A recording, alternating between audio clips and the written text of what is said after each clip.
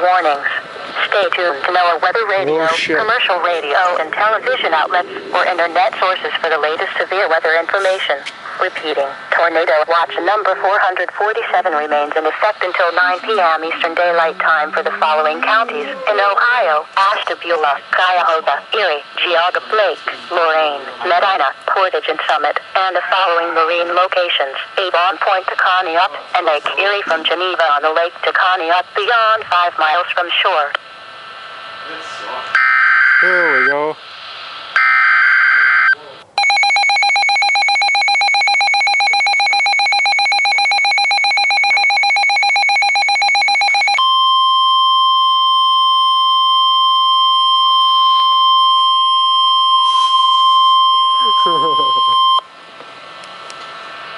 Urgent weather message.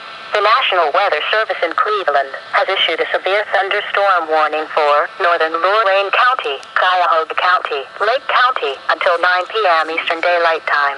At 7:56 p.m. Eastern Daylight Time, National Weather Service Doppler radar indicated a line of severe thunderstorms capable of producing quarter-size hail and damaging winds in excess of 60 miles per hour.